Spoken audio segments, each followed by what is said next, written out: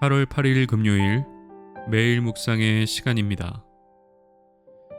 이 시간도 모든 축복 주신 주님의 은혜를 묵상하며 주 이름 찬양, 이 찬양을 함께 고백하도록 하시겠습니다.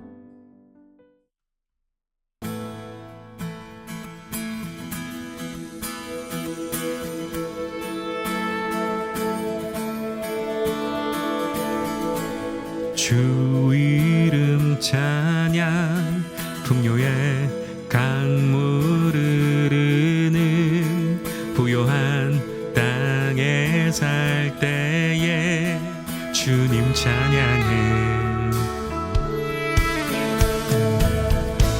주 이름 찬양, 거칠은 광야와 같은 인생길 걸어갈 때에도 주님 찬양해. 모든 축복 주신 주님 찬양하리.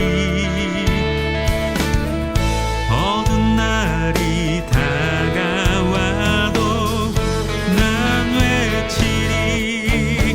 주의 이름을 찬양해.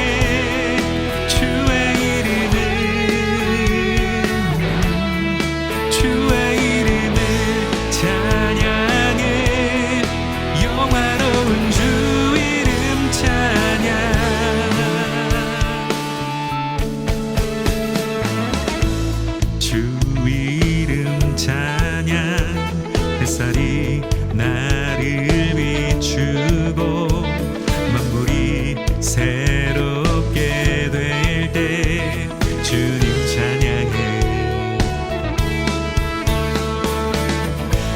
주 이름 찬양, 가는 길 험할지라도 고통이 따르지라도 주님 찬양해. 축복 주신 주님 찬양하리. 어두운 날이 다가와도 난 외치리. 주의 이름을 찬양해. 주의 이름을 찬양해. 영화로운 주 이름 찬양, 주의 이름을 찬양해.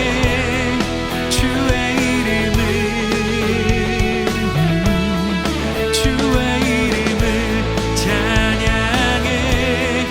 영화로운 주 이름 찬양. 주님은 주시며 주님은 찾으시네. 내 맘에 하는 말 주 찬양합니다.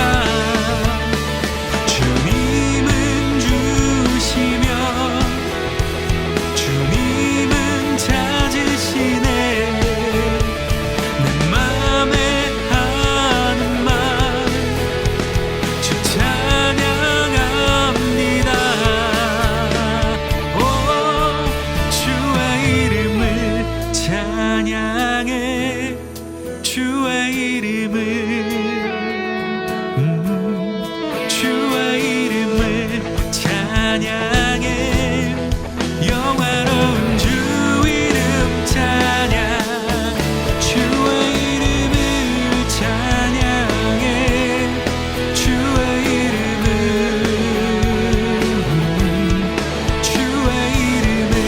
찬양해. 영화로운 주 이름 찬양.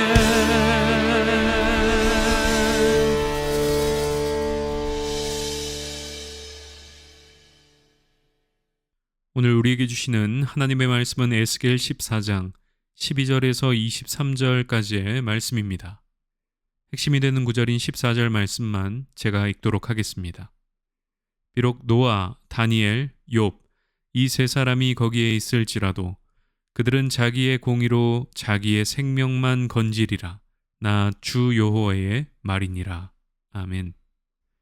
2020학년도 대학 수학 능력 시험을 치르는 과정에서 있었던 일입니다. 현역으로 복무 중인 한 군인이 선임병의 부탁을 받아 대리로 수능 시험을 보았다고 합니다. 이 일이 적발되어 대리 시험을 부탁한 선임병은 징역 1년의 실형을 선고받게 되었습니다. 재판부는 객관성과 공정성이 무엇보다 중요한 수능에서 대리 시험이라는 가장 극단적인 형태의 부정 행위를 저질러 엄한 처벌이 필요하다고 지적했습니다. 수능을 포함해 우리가 일반적으로 치르는 모든 시험은 개인의 실력과 역량을 평가받기 위한 것입니다. 그 누구도 다른 이들을 대신해서 시험을 치를 수 없고 또 그래서는 안 되는 일입니다. 우리의 신앙도 마찬가지입니다. 누구도 타인을 대신해 구원과 죄사함을 얻을 수는 없습니다. 오늘 본문도 그 지점을 분명하게 강조해주고 있습니다. 어제 말씀에 이어 오늘 본문에서도 하나님의 진노와 심판의 말씀이 주를 이루고 있습니다. 특별히 오늘 본문에서는 기근과 짐승과 전쟁 그리고 전염병이라는 이 이미지를 통해서 하나님의 심판이 그 땅 가운데 분명히 임하게 될 것을 말씀해주고 있습니다. 이때 이 말씀에 이어 반복적으로 등장하는 메시지가 있습니다. 그것은 바로 노아와 다니엘 그리고 욥, 이 세 사람이 거기에 있을지라도 그들은 자기의 공의로 자기의 생명만 건지게 될 것이라는 말씀이었습니다. 이 말씀은 본문 14절과 16절, 18절과 20절 말씀에 반복적으로 등장합니다. 이 말씀의 핵심적인 의미는 의인이라 불리는 그들도 결코 하나님의 심판을 막을 수는 없다는 것입니다. 누군가 대리로 의인의 삶을 살아갔다고 해서 그로 인해 하나님의 심판이 유보되거나 취소되지는 않는다는 것입니다. 물론 다른 이의 의로 구원을 받게 되는 예외적인 경우도 존재합니다. 예수 그리스도의 의로 인한 구원, 그것이 다른 이의 의로 구원받게 되는 유일한 경우입니다. 그분의 의를 우리에게 전가시켜 주셔서 우리가 의롭다고 여겨지는 것입니다. 그리스도의 공로로 우리가 구원을 받게 되는 것입니다. 그러나 칭의라고 불리는 이 구원의 역사 역시 다른 누군가의 개입이 아니라 하나님과의 개인적인 관계 속에서 이루어지는 것입니다.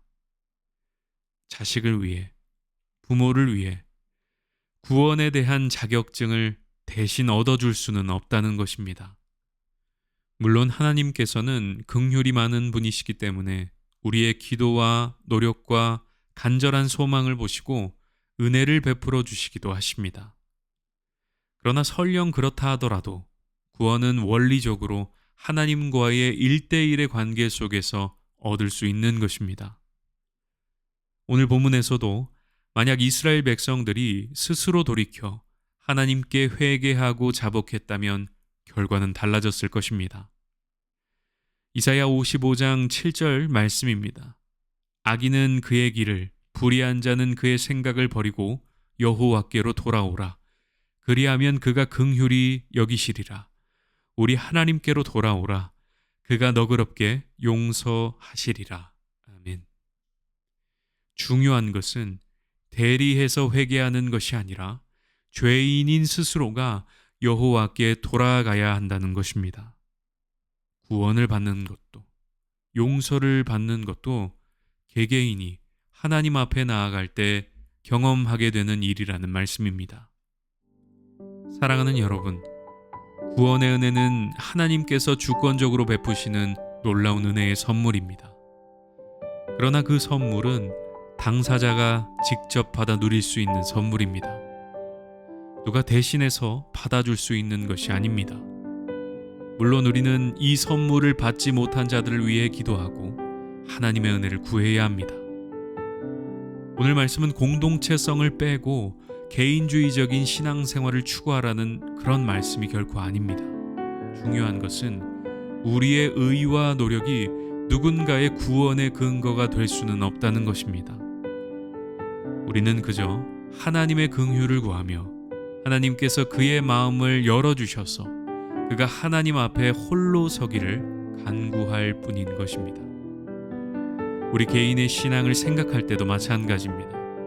누가 나의 죄를 대신 회개해 줄 수 없고 용서를 대신 받아줄 수도 없습니다. 우리는 날마다 스스로 하나님을 독대하며 하나님의 은혜를 구해야 하는 자들이라는 것입니다. 오늘 하루도 그렇게 하나님과의 개인적인 관계에서 화평을 누리고 은혜를 누리는 복된 날이 되시기를 주님의 이름으로 축원합니다.